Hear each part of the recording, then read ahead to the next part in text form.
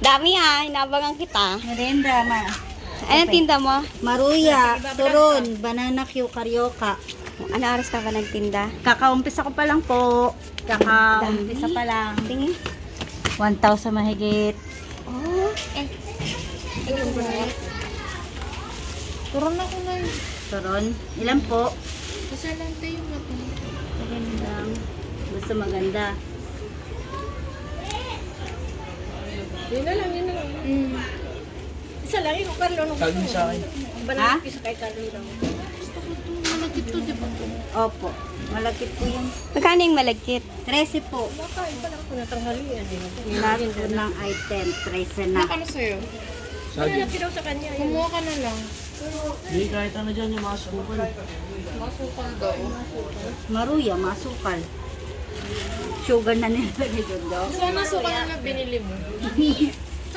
Sarap. Ala, barya lang po sa umaga. Barya lang po. Magkano ate? 39 po, March. Kamusta ang pagtitinda? Okay. Magkano dito? 13. 13. Dalawa. May ano ka pa? Wala kang bilo-bilo ngayon? Ay, ang mainit pa. Kahapon. Bumili nga anak ko eh, kahapon. Ang sarap. Kahapon. Luto nila. Ikaw ba nagluluto nito? Si Noel nagluto. Asawa mo? Oo.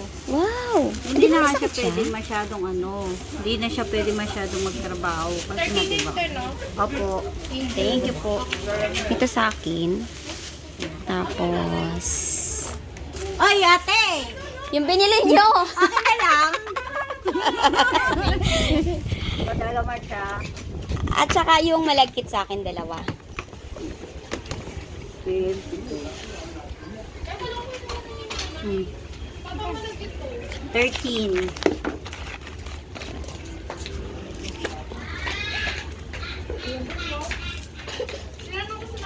Sipag mo naman. Ang bigat niya na. Iniikot mo buong ano? Mountain Heights. Mountain Heights. Wow, ang sipag. May ako nabigay yung piso ni Kat. Tsaka yung dalawang malagkit sa akin. Ano yun, nakatanggap ka ng regalo? Hindi, ipasasabay lang po yan. Dahil doon po sa ikutan ko, yung inaanak nung kasama ko po sa Pused. Okay. Pasabay lang po yan. Bali, 52. 50 po. Korea Lord. Wala eh. Ang init, wala kang payong. Wala. Kumapakan yun. Wala, barya lang. Wala pa akong bariya. Oh, wala pa nga. Barya lang. 52. Pingi ako nga no, dos. May dos ako. Bigyan kita ng 50. Wala akong bariyang dos eh. Oh, maya. Salamat. May kulang akong dos. Walang bariya eh. Sige, no problem. Thank you very much.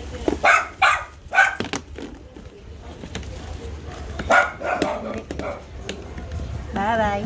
Salamat po. Kalako ka pa? Naku, Oo, napakainit. Ang haling Ganun tapa. talaga, mainit eh. Bye, Ate Pe. Bye! Merienda!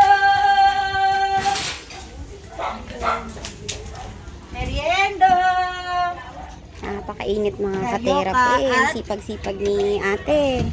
Ayan. Karyoka. Bibili ka rin? Ba't dyan? Mainit dun eh. Ah, mainit. Ano din? Maruya. President. Malalaki yan. Ikalugi naman sa akin. Ayan mga ka-therapy, ang sipag-sipag po ni Mami maghanap buhay.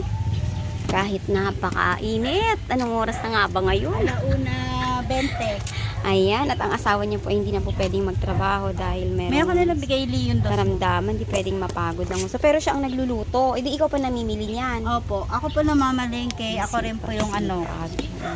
Eh, kailangan ko po talagang tulungan siya at wala naman ibang maghahanap buhay para sa amin. Kailangan namin magtulungan. Huwag niyang ano yun yung sakit niya. Parang baliwala lang. Tuloy-tuloy ang laban. Laban lang. A few moments later. Ayan, Mami, bakit po ikaw ang naghahanap buhay ngayon? Kasi po, yung kinakasama ko, hindi naman po pwedeng magtrabaho dahil may sakit siya sa puso. Ang payo kasi sa kanya ng doktor, magpahinga, kaso naman, wala naman kaming kakuhanan ng hanap buhay. Wala kaming kakainin, 5 anak namin, maliliit pa po, nag-aaral. Hindi naman po pwedeng maging tanga kami mag-asawa. Kaya ang ginagawa po namin, nagtitinda po kami. Minsan dati, angkat-angkat lang ako.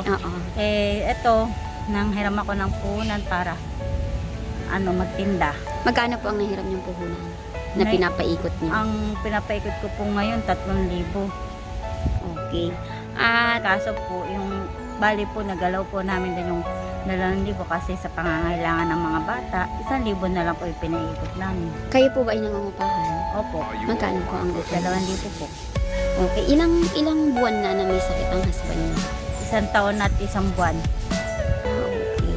Di matagal ka nang nagsasacrifice. Di ba mayroon kang anak ng kambal? Maliliit pa Opo, sila. yun po. Yung, kailangan po talaga namin matulungan kasi po, may maliit kami, may tambay kami anak. Tapos 3 taon yung panganay niya. Tapos yung nakakatulong naman din yung 2 kong anak na Yung kambal mo, ilang edad mo na? 1 taon po. Ay, 1 taon pa lang. 2 taon pa po sa Marso. Eh di ikaw ang nag-aalaga pa pa uwi mo. Siya po, ngayon nag-aalaga. Pag uwi ko, mag-aalaga ako ng onte kasi alam din po niyang pagod din ako. Kamusta po talaga ang buhay niyo ngayon na ikaw na lang ang kumakayod?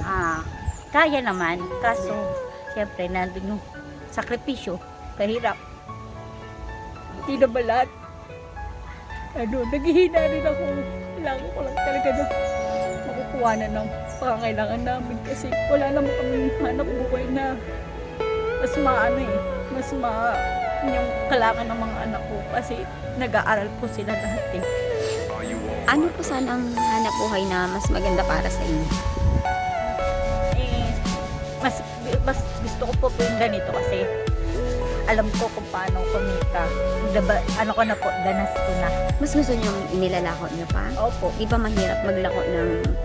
Hindi, marami na po dala? kasing kaibigan na marami bumibili, marami na ako suki. Araw-araw nila akong binibentahan, binibilhan. Tapos nasasarapan sila at meron sila mga komento kung pangit yung ganito, pangit yung ano. At least alam ko kung ano yung babaguhin ko. Diba po? So hirap po kayo ngayon sa buhay? Hirap po. Hindi naman kami kasi mahirap kasi nagda-diaper pa yung mga bata. Kukuha ng gatas, diaper, mga pangangailangan nila, pagkain, lahat naman po binibili, hindi naman hinihingi. Ilan po ang estudyante niyo ngayon? 3 po. Okay. Isang high school, isang elementary, isang prep. At least lahat sila nag-aaral sa Opo. pagsisikap niyo po. Opo. Ayan. Ayan mga ka-therapy, may sakit po ang husband ni Mami. Ano po pangalan niyo? Annalyn Buban po. Mami Annalyn. So, ayan, siya po ay nagsisikap at nagtitiyaga na naghanap buhay. Ayan po. Ayan, Mami. Yan po ang bago nating tututukan si Mami Annalyn dahil nakita natin palagi ang kanyang buhay. Napakahirap naman talaga. Imagine yung iba nga naglalakad ng ganito, kailangan may payong. Pero siya, wala ng payong, may bitbit pang mabigat. Ayan, Hindi ko para... dinadaan yung mabigat. Basta makabenta ako ng pangangailangan namin at may panggastos ako araw-araw. May Oo, bawal yan. ng mga anak ko. Yan po. May pambili akong gatas, diaper. Ang importante na ibibigay namin yung pangangailangan ng mga anak na kahit mahirap, tiyaga-tiyaga, sama-sama.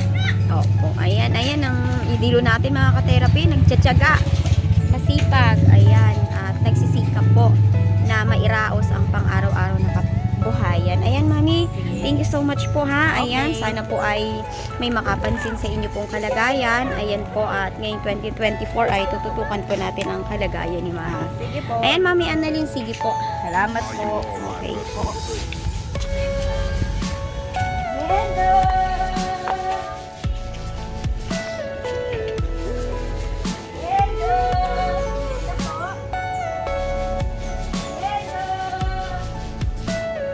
Ayan mga kapatid. Ito nga po ay nakita natin ang buhay ni Mami Annalyn na lagi po siyang naglalako ng mga paninda. Minsan po ay sa morning ay naglalako din siya. Minsan nasasalubong ko pa yung mga ka-therapy, tumatanggap ng labada. Hindi lang husband nga po niya ay hindi po pwedeng mapagod na. Yun po ang advice ng doktor at yun nga po ay nire-request na i-dialysis na. Subalit dahil sa kawalang financial po ay hindi po nila ito nagagawa. Ayan.